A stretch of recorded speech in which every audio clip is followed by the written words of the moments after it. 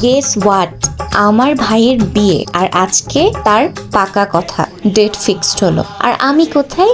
আমি ভিডিও কলে সকাল থেকে একবার মামি, একবার আব্বু, একবার ভাই বোন সবাই মিলে ফোন দিয়ে একটু পরপর দেখাচ্ছে, দেখো মিমাপু কি হচ্ছে, এটা হচ্ছে, সেটা হচ্ছে, এই আয়োজন সেই আয়োজন। তো আমি বললাম ওকে ফাইন, কেননা তোরা সবগুলা ভিডিও করে আমাকে পাঠায় দে, আমি বসে বসে দেখি। অ্যান্ড চলেন আমি এবং আপনি সবাই মিলে একসঙ্গে ভিডিওগুলো এনজয় করি। হ্যালো অ্যান্ড আসসালামু আলাইকুম এভরিওয়ান, আপনাদের সবাইকে ওয়েলকাম করছি তারার কথন পেজ থেকে। আর আজকে আমরা মেয়ে পক্ষের জন্য কি কি আয়োজন করলাম, কি করলাম না করলাম, সেই সব খুঁটিনাটি শেয়ার করব আপনাদের সঙ্গে।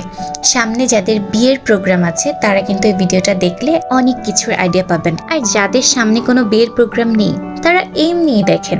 আমি তো ভাই মানুষের ভিডিও এমনি বসে বসে দেখি। তাহলে চলেন শুরু করা যাক। প্রথমে আমরা খবর পাই মেয়ের বাড়ি থেকে 8-10 জন মানুষ আসবে বিয়ের কথা বলতে, ডেট ফিক্স করতে। সেই অনুযায়ী সাত সকালে উঠে সবাই সব রকম আয়োজন করা শুরু করে দেয়। পিঠা হোক, ফল কাটা হোক, ডেকোরেশন হোক, শরবত বানানো হোক, এছাড়া দুপুরের রান্নাবান্নার আয়োজন তো আছেই। বাড়িতে একটা বিয়ের প্রোগ্রাম থাকলে কি ভালো লাগে, তাই না? এই যে এত কিছু রান্না বান্না করা, ছোট বড় পুরুষ মহিলা সবাই মিলে ঘর বাড়ি সাজিয়ে গুছিয়ে রাখা, তাদেরকে আপ্যায়ন করা, মিলেমিশে থাকা, গল্প করা, আড্ডা দেওয়া, এই সবকিছু যেন এক অন্যরকম উৎসব মুখর পরিবেশ তৈরি করে দেয়। এদিকে সবকিছু রেডি করে সবাই একে একে সবকিছু টেবিলে এনে গুছিয়ে রাখছিল, কিন্তু গেস্ট কোথায়? যাদের জন্য এত কিছু আয়োজন তাদেরই তো আসার খোঁজ নেই। মেহমান আসতে দেরি করলে কি হবে? বাড়ির মানুষ তো সবাই একদম সেজে গুজে নতুন কাপড় পরে একদম ফিটফাট হয়ে রেডি হয়ে বসে আছে। তারা আস্তে আস্তে প্রায় 2টা-2:30 বাজিয়ে ফেলেছিল এবং ফাইনালি যখন তারা আসে আমরা খুব সুন্দরভাবে তাদেরকে ওয়েলকাম করি। সবাই এসে বসার পরে আমাদের যা যা আয়োজন ছিল সবকিছু দিয়ে তাদেরকে সার্ভ করা হয়।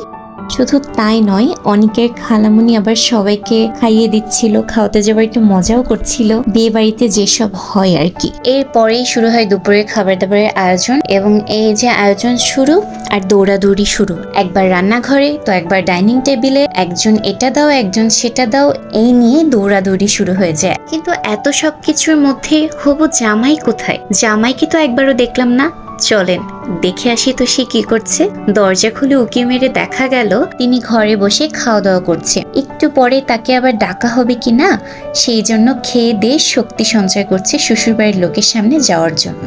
অ্যান্ড এত সব মজার খাবারের আয়োজন করতে করতে, সার্ভ করতে করতে অবভিয়াসলি সবার ক্ষুধা লেগে গেছে। আর এই যে আমার ভাইটা অলরেডি খাবার খোঁজাখুঁজি করা শুরু করে দিয়েছে। তো সবাই মিলে বাড়ির লোকজন একসঙ্গে বসে খাওয়া দাওয়া কমপ্লিট করে। এখানে বড় মামি আবার ডিরেক্ট দইয়ের মালসা থেকেই দই খাচ্ছিল, দেখে সবাই হাসাহাসি করছিল, একটু মজা নিচ্ছিল।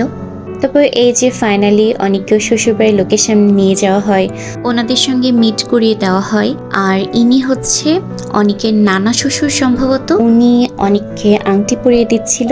And yeah finally he is engaged. I am so happy for you. সবাই ওদের জন্য দোয়া করবেন। আজকের ভিডিওটা এই পর্যন্তই, তবে আপনারা একদমই কষ্ট পাবেন না, কারণ আর কিছুদিন পরে ওদের বিয়ে, আর বিয়ের ভিডিও কিন্তু আসছে খুব শীঘ্রই।